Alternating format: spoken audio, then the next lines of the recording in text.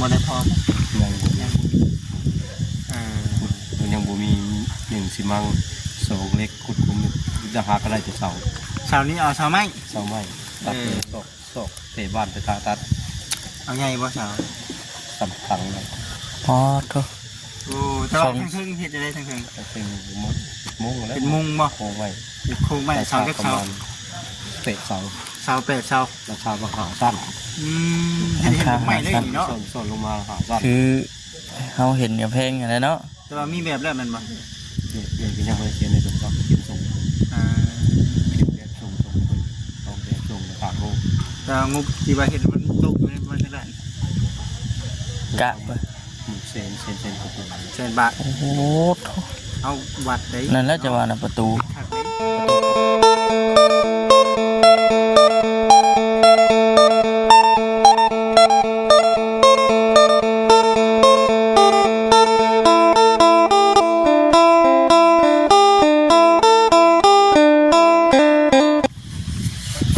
พี่น้องสบายดีเด้อพี่น้องเด้อเนาะสบายดีพ่อแม่พี่น้องกันเบิดสุขุสุขคนพ่อกันกับบ่าวคำอีกคือเก่าคือเดิมพี่น้องเอ้ยมื้อนี้ก็ได้เนาะเป็นที่กลางป่าพี่น้องคุณบ้านน้อยจากว่าปิดไปมือบุญบ้านเพิ่นมือวานมือซื้อนี่แหละพี่น้องเนาะวานนี่หามาเป็นยังมีเด่นมีหยังอยู่แต่มื้อนี้เก็บออกเบิดแล้วพี่น้องเอ้ยนี่จะพาพ่อแม่พี่น้องที่แวะเวียนเข้ามาทางนี้คือเก่ามายามแล้วมาอัปเดตเบิ่งพี่น้องเนาะวันนี้น้องๆประเทศเวียดเด้อพี่น้องเลยวันนี้มานี่พักพื้นพักผ่อนมาสั่นไปพี่น้องเนาะ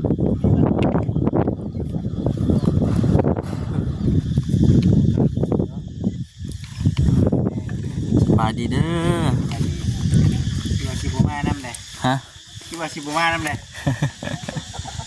เงินแต่ประมาณกี่ว่าสิบ่ได้มาเลยพี่น้องเนาะเงินเดือนน้ำมันเจ๋งเลยเสียเนาะเลยว่าชวนขึ้นมาน้ำพี่น้องได้สันเนาะไปน้ำกันนี้แหละว่าท่านก็คิดว่าสิไปทั้งอื่นน้ำเองก็เลยว่าเอ้าได้จังหวะกันมาสั่นนะพี่น้องเองมีแต่ว่าชวนกันมาก่อนเนาะไปน้ำกันมาสั่นใกล้แล้วพี่น้องเอ้ยยังไงเอาใครดีป่ะไปทางที่กำลังอยู่ที่เข้าไปทางน้องๆเพื่อนข้างหน้าไปใช่น้ำแก้วเผาแล้วเผาใช่ไหมใช่นะจับมิ่งจับซออยู่จับซอข้างในสบายดีสบายดีเลือกแต่การไม่วัดวางไงโอ้หมดไหลสิไลให้ว่านี่ยังมุกสนุกนะจะอย่าไปส่งเพื่อนไปเลยดิทุกคงแต่ว่าเพื่อนเขาได้ตั้งปากเกียมให้ประชาชน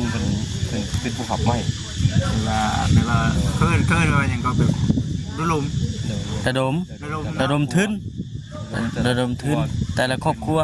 เห็นน้ำว่าใครกินได้เนาะดมไม่ได้ไม่แล้วยังได้หาเพจมันคือปัจจัยส่งในมุ้งอันนั้นเลยน้ำบ้านทางยังบ่ได้พอ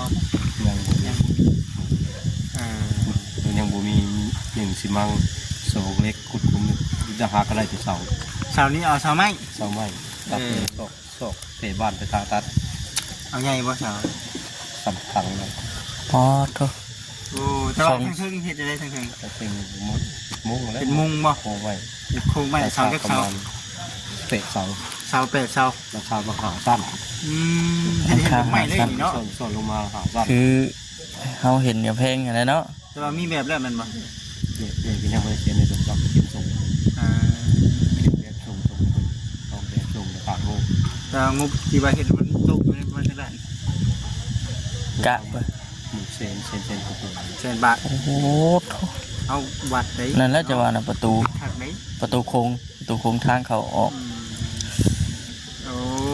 เจ้าภาพนี่คือเจ้าภาพทั้งบ้านเขาค่อยๆกันทั้งบ้านคอยแล้วก็แก่คือใจไปทำตั้งแต่นี้14กับ บอสไปถ่ายแบบมีว่าคือเวลว่าที่เขามาเป็นพอก่อนที่ใจเป็นจิตใจกับเอสไซบุรีเขามาว่าสีเป็นนะครับเป็นกระเทินจ้าแล้วเป็นลุยเลยจะคู่เป็นลุยก่อนลุยหาสาวก่อนต้องโมเอสไซบุรีถึงจะนี่เลยบ่โมเอสไซบุรีก็เวนมาเลย เลยเนาะ กับภาษาสอยกันแล้วเพราะว่ามือคุณครูก็จะเอาถึงเจ้าเขาไปนำพอไปถ่ายให้กับพี่ โดยเป็นชีร่วม ไปสั่ง รวมเหมือนคือลุงเองกับเขาไปเป็นผู้ออกแบบกับให้เขาอธิบายสู่คนในประชาชนพักเอาแบบไปนั่นนะนี่เนาะไปวางให้คนเบิ่งแบบนี้คือเป็นแบบว่าสมทบกันชาวบ้านชาวเมืองแบบเพื่อน้ำจิตน้ำใจน้ำมันทั้งส่วนนิยมชาวบ้านชาวเมืองเนาะโดยที่ใครๆก็สามารถร่วมได้บ่ได้ใช่ไหมนี่เป็นว่าผู้สิจอมยอดสุภาพกันให้จอมไว้ก็ได้ก็มียอดสุภาพอีกวันนี่แล้วใส่จอมเดิมยอดเก่ายอดเลยเก่ายอดสั้นที่หนึ่งกันสั้นสูงสุดจะเป็น3 ยอดเลยมาสั้นทางอย่างสองขาดกับ3 ยอดนี่เป็น9ยังบ่ได้นั่นได้ดีเนาะยังบ่ได้เห็นเลยพี่น้องเลยในเรื่องผู้ใดจะมีโอกาสก่อนที่ใครที่เข้าไปเรื่องที่สมุนน้ำว่าก็มีหลายทานเลยเนาะได้ใช่เนาะคือสิ่งนั้นคืออันนี้คือที่จดรายการเอาไปให้ทั้งนาช่างก็ช่างตัวเองเลยเป็นวะเพราะว่าอะไรชาวบ้านเลยไม่เนี่ยไทยมูลคนซีตกว่าไทยคิดถึงจะกินเด็กเสร็จ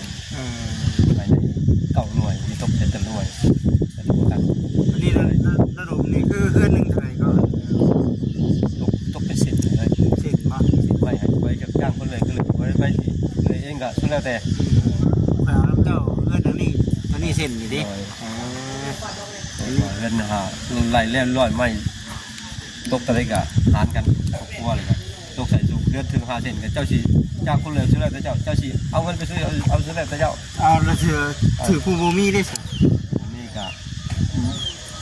อันอะไรมาบอกกันในอนุโลมไงแล้วเอาถึงผู้ใจโมจะทันเดี๋ยวว่าเอากับทางบ้านมันเบิ่งอยู่แล้วว่าครอบครัวใดที่มันสมควรพ้องคนก็พอดุดก็ดุดไปเนาะแดดเนาะส่วนมากก็บ่ได้ขู่เพื่อนหรอกเขาจะขู่ใครแน่แล้วขู่ใครแน่เนาะไปเสร็จไปเนาะยังไงก็ขอให้ได้บุญในลายเนาะเพราะได้มีโอกาสขึ้นมาบุญฮ้อนยอดเชิงกับขึ้นมารักคุณยายเป็นเป็นสะพานบุญให้กับเดี๋ยวที่น้องเขาไปเบิ่งน้ำเนาะภาษาเดี๋ยวนี้ก็คือพาอีซีไปเบิ่งเพื่อนน้องตลาดก่อนเนาะโอ้ขัดกระดิ่งนี่คือเราเลยเลี้ยวแท้ๆมือนี่เนาะทางนี้เลี้ยวเกือบเลี้ยวมัดเกือบเลี้ยวยักษ์นี่เนาะมืออื่นตับเพชรพอว่าไว้วันทางโคแล้วมันเอานำเขาตั้งนั้นขนาดเขาตั้งนั้นแล้วเขาต้องเลยนำบ่มพื้นเลยบ่มพื้นเลยมือในนอนต้องได้บ่มแล้วนั่นมือบ่มีเพียงมือเซ็นไว้แล้วเนาะเซ็นไว้แล้วนะเซ็นไว้บางคนสบายดีเด้อน้องเด้อสบายดีขอบคุณร้อยเนาะนกแก้วต่างโตจัง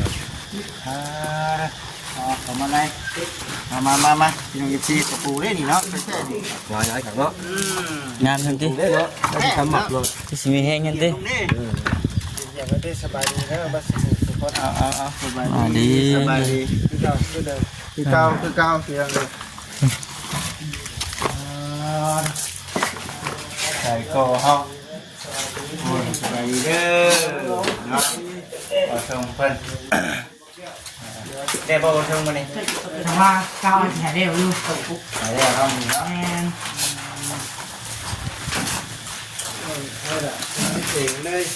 ะ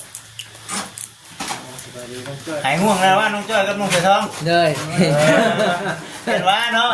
ย้อนยังข้างเดี๋ยวมื้อนั้นพอแห้งเลยเนาะพูดได้เลยเนาะข้างเรื่องไม่สุเลยนะให้มันลงข้างไม่ใช่ข้างตลอดเนาะแต่เอาไม่ใช่ได้แย่เลยว่าคอยนอนหลินอยู่วันเย็นๆนี่คือไอ้มาเรา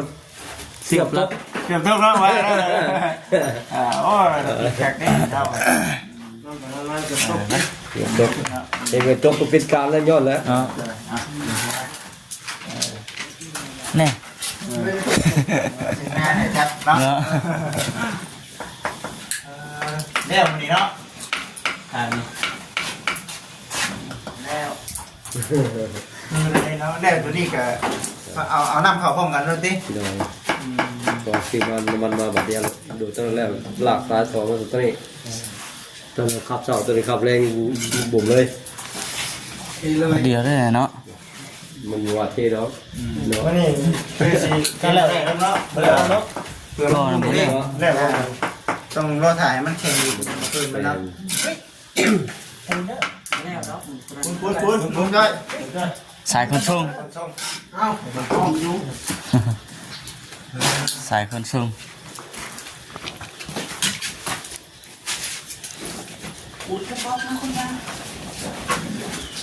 น้ำตัวนี้ใส่แต่ซัมนี่บัดที่สิใส่ทั้งนี้หลายมันบ่ต้องลงมาอ๋อ สิบก้อน 1 2 3เนาะทั้งนี้จะเป็นสีเนาะ ต้องเป็นสองคนเป็นเพียงกันว่าเองไป โอ้ต้องเพียงกันมันบ่เพียงกันยังไงเนาะ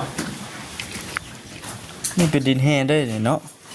มีพักเนาะ พักก็ดีเป็น ใส่น้ำเกลือไว้ ดินขุดออกมาแต่พื้นพุ่นได้เนาะมึง เด้อเนาะ เด็กผมว่าจะขอ เพียงมาแล้วเนาะ รับอาหารถ้าเรา ของงานมาปูอ่ะ ใส่เกลือ เดี๋ยวชีไปอัปเดตเบิ้งที่เราจะไปชีจะเบิ้งอยู่ในเรื่องทำของง่ายเพิ่นเนาะ ฝากถ่ายเรื่องทบเสร็จจะขอ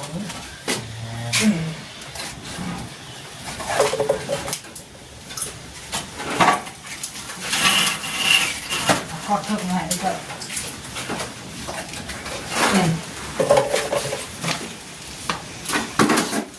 กดเกลือย่อไปเรื่อยๆป่ะเอาเรื่องย่อยกดเกลือ ต้นเพิ่ง กดเกลือเยอะเลยกดเกลือเกลือก้อนมันคือกันเนี่ย เนาะ ก้อนหนึ่งกับครึ่งนึงเนาะก้อนครึ่งดิก้อนครึ่งเห็นครึ่งก้อนอีกคืออยู่เนาะ ว้าวขึ้นมาเลยกดเกลืองอข้าวลงจ่อยเอาไปได้กดเกลือ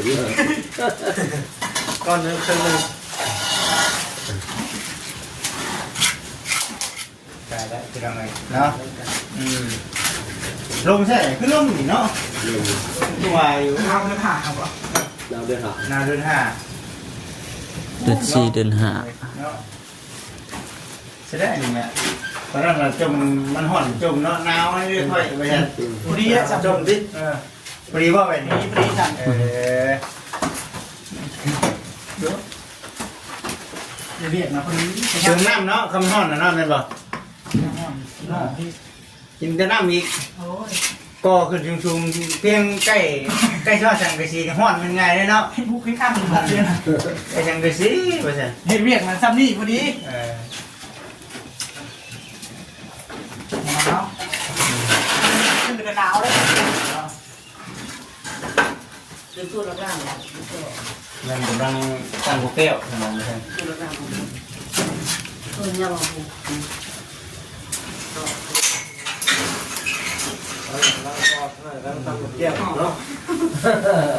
หมักมันหมักเลยนะแล้วก็ท้อเลย เป็นยังเพียงเลยบุกแก้วเฮาพอดีเลยเนาะไล่ใส่เลยมีเกยเลย เดี๋ยวถึงจบละปืนมันนี่ถึงจบอยู่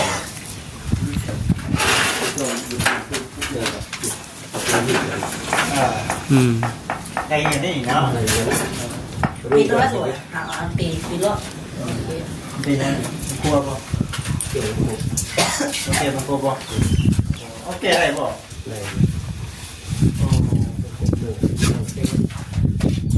โอ้มันเนื่องเนาะ มันหนึ่งวะ อายุโอเคมันก็มันรู้เนาะรู้แน่นอนเนี่ยเห็นแน่นอนเขาตอบแทนเลยเนาะ คือการขับ โอ้ขาดดีเลยคิดว่าเลย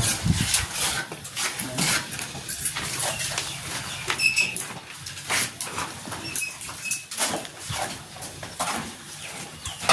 คุณไปพี่น้องเนาะนี่คือให้ท่านเต้นน้องเวลาเพิ่น อ่อนลงบ่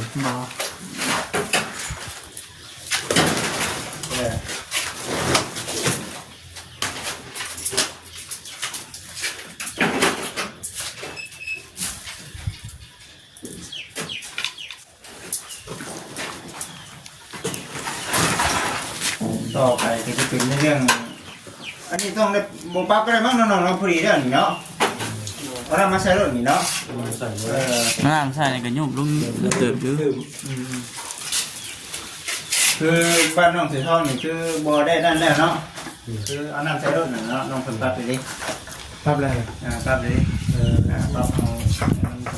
มันจะเอาน้ำมาใส่มื้ออื่นมาใส่เอาน้ำมาใส่หลังจากมื้ออื่นไปแล้วเสร็จมื้อก็ดูที่สุดชาบุญใส่ก็ 4 มื้อ 3-4มื้อก็ 4 มื้อ ตัว4 มื้อเขาได้ 3-4มื้อเขาเหยียบได้แต่ยังเที่ยวบ่ได้ถึงเกิดไม่ได้แสบปีเราเลยเนาะ เขาตำเลยเขาเหยียดสาดีก็ตำตำเรื่องเลยตัวเล่นมันตำไม่ได้เลยทิ้งก่อนหมด เทพื้นก่อนนะ